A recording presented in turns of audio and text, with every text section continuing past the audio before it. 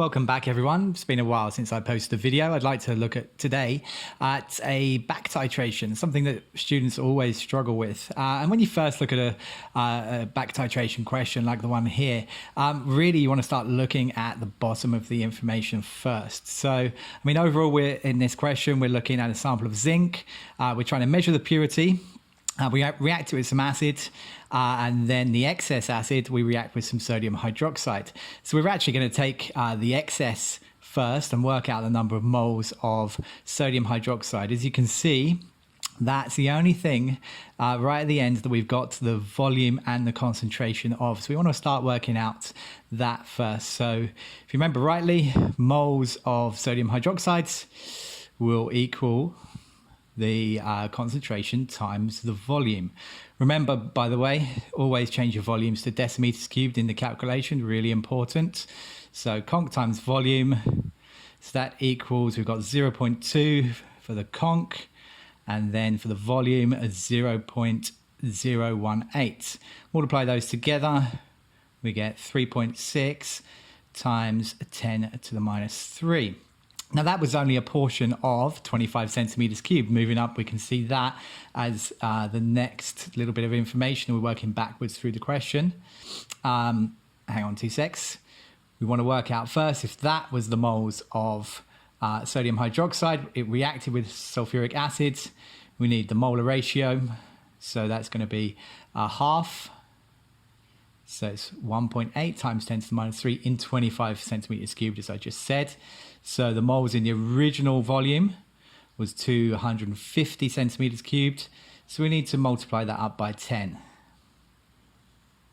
Just do that now. So 1.8 times 10 to the minus 3 times 10, 1.8 times 10 to the minus 2, or 0.018 if you like. So remember that is the excess acid that didn't react with the zinc. Okay, it's worth writing there. And just note the way I'm working through this marking, it all logically should make sense to you. Okay, putting random numbers around your exam questions is not a great idea. Okay, so the original moles of the sulfuric acid, that's right at the very top of the question. We had 50 centimeters cubed of 0.5. So again, conc times volume. So that's 0.5 times 0.05. Just work that out quickly there. 0.025. Okay, that's the moles of H2SO4 originally that would have reacted with the zinc. So we want to work out now the moles that actually did react. Remember, we've got the original and we've got the excess. So if we take the excess away from the original, that should help us work it out. So the original is 0.025. We take away 0.018. That gives me, just go back to my calculator again quickly. Oh, a bit longer than I thought. And that gives us 7 times 10 to the minus 3 moles, or 0.007. Okay. Now the original reaction, the zinc reacting with the sulfuric acid, that's really important. So Zn plus H2SO4 will make zinc sulfate and hydrogen gas. We should all remember that. It's GCSE level chemistry, really. So looking at the molar ratio, then it's 1:1 between zinc and sulfuric acid. We know how much sulfuric acid would use, so it must be the same number of moles of zinc. We want to then work out the mass of the zinc. So it's 7 times 10 to the minus 3 times the MR, the AR, the relative atomic mass is 65. Just pop that into the calculator.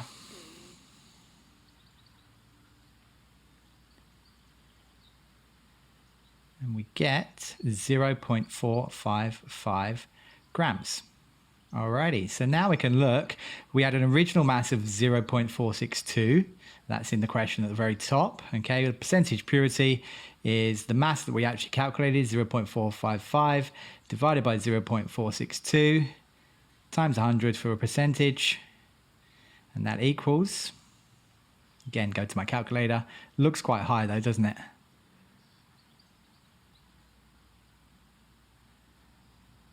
We've got 98.5%. Well, there you go.